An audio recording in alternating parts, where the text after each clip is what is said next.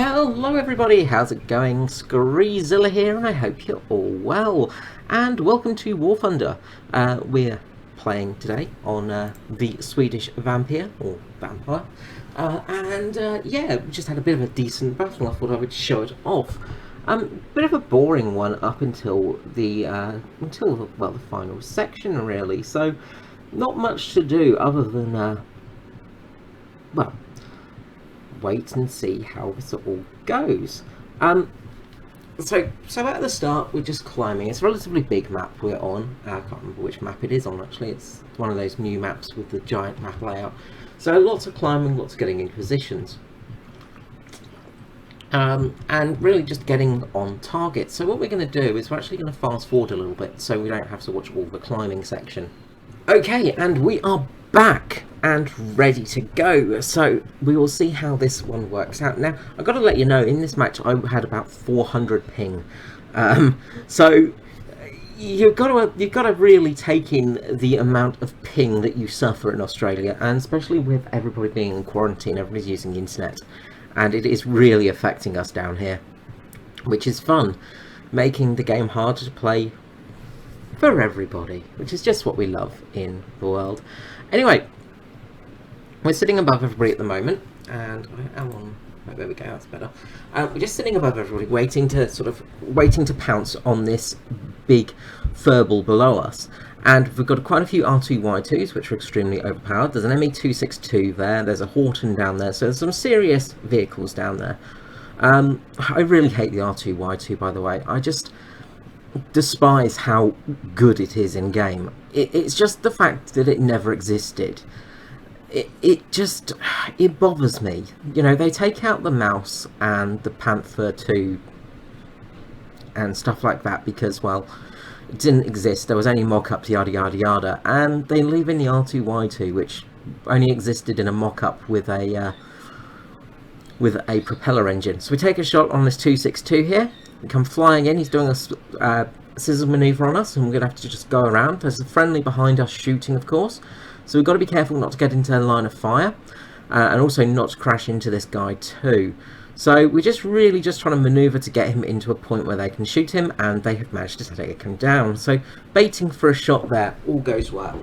So positioning yourself to help other people to bait is an important thing to do sometimes. Teamwork really does pay off in a flight like this. Now, as you can see, there's a few R2Y2s around. I've lost sight of one in the clouds, and there's a Horton and an avocado down there as well, a couple of avocados flying around, so got to be careful here.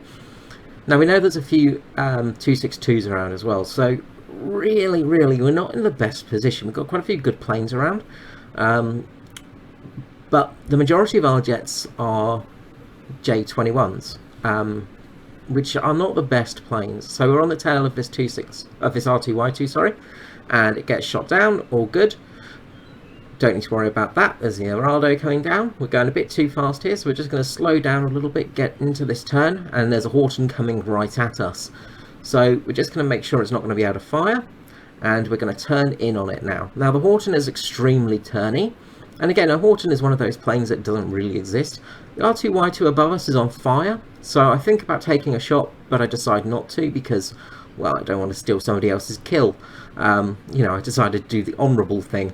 So instead I engage the Horton here. Now the R2Y2 has actually managed to survive quite a while. I think it puts the fire out, so it could have been a good idea to shoot it at one stage, because it it was pretty dangerous for a little bit. Or that might have been the one that just died. So, you know, sometimes you got to be really careful, because there we go. There's the other R2Y2. Sorry, you got to be really careful with planes like that, because sometimes they'll put the fire out and things will go well. This Horton is making a deadly mistake here, manoeuvring in front of us. We take a good shot, we damage its fuselage. This R2Y2 now has come into our firing range, so we're going to swoop down and come into target of this. Now, just to point out, we're 8 minutes into the game and we've got 10 minutes left. So 8, 9, 10, we've got 3 minutes. So 3 minutes in this match left. How are we going to do with the old kill count? Now the Horton is going to be a bit of a dangerous one around us. We're going to have to keep our eyes on it, and I'm just keeping an eye on the radar mainly, and I can see there's nobody near to us. This R2Y2 is turning with us, which is a bad idea with a Vampire. We get some hits on the wing, but nothing major, unfortunately. It's going to turn in again, and we're going to take a couple of shots. No, we just have to pull out, but it crashes. So we did do some damage to it, but no major criticals. The ME262 now is coming in on us, so we're going to have to manoeuvre out of that. Now the 262 is dangerous because, well, it's quite good. The Horton's actually gone down, so we managed to shoot down the Horton, so that's 2 plane kills with the last 3 minutes of the game. So we've got 1 minute left. How are we going to do? We've got an ME262 and we've got no friendlies around us. The 262, though, has lost a lot of its energy, and this is where the Vampyr really excels. Vampyr is not the fastest plane out there, but it is very good at turning. 262 is coming over and it's going to do a head-on. We're going to do head-on with it as well. It's upside down, we're okay. We do some really good damage there. We hit the oil tanks on it. We get hit in the nose, but luckily the armor saves our pilot. He crashes, and that is that. We've taken down 3 planes in 3 minutes, and that is the victory for this match. Whew. It was a bit of a hectic last few moments of the game, but well worth it. Alright, let's head back to the hangar and let's have a little bit of a look over this match.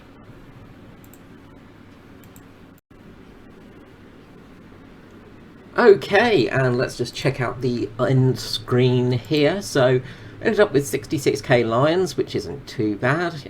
You would expect more, wouldn't you, really, at that tier? But 20k research points, and that is a nice big chunk towards our beautiful Draken. Oh, one day you'll be mine. Of course, we have aced the Vampyr, so not much more we can do there. 3 air targets destroyed, 23,000. Battle time, 9,000. Hits, 2,000. Critical hits, 2,000. 3 critical hits. Yeah, I always feel like the Silver Lion Award is a bit weedy. It just feels a bit low. But anyway, top of the team there, 2,000 odd points. We equalled their best player with 3 kills, so not bad. We all got some of us got 3 kills in 2 matches, and yeah, I'm pretty happy with that. The Swedish Vampyr is, or Vampyr, I should say in Swedish, of course, because Vampyr is Vampyr in Sweden, of course. Is very, very good still. I've found though, since the update, you do need to switch to the ground belts, because the standard belt HE high explosive fragmentation tracer shell now just sparks a lot, at least on my system and with my ping. So I found switching to the ground targets is more effective because armor piercing does more damage to planes, although that makes no sense and doesn't work in the real world. It's not really any different to the British Vampyr or the Italian Vampyr, other than the fact of the belt loadout, really. If we look at the Italian Vampyr, for instance, right, there you go.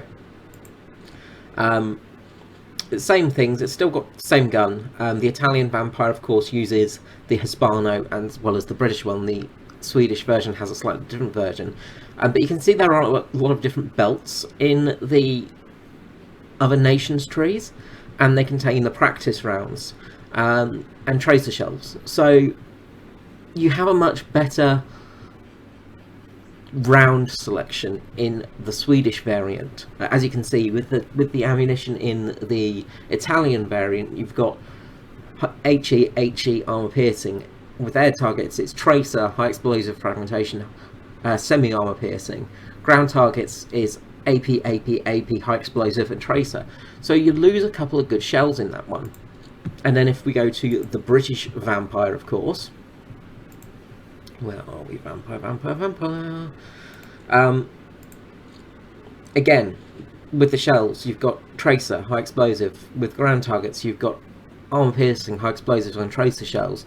So it does make a difference. Even though the Swedish Vampyr has got the same gun as the others, it is its own variant. So the Swedish version is the Aiken 20mm, which is still a Hispano, but it's a version of a Hispano made under license by the Swedish. So that means they have that different shell setup. So as you can sort of see, the shell difference does make a huge change to this plane, because without that tracer shell in there, you have better shell performance. So that's the big difference. You can't carry bombs, of course, but other than that, there's not much difference. This one is the best Vampyr out of them all, I find. So yeah, that's really it for today. So I hope you've enjoyed this video. Everybody keep well, and I will see you all again next time for some more action. Until then, bye bye.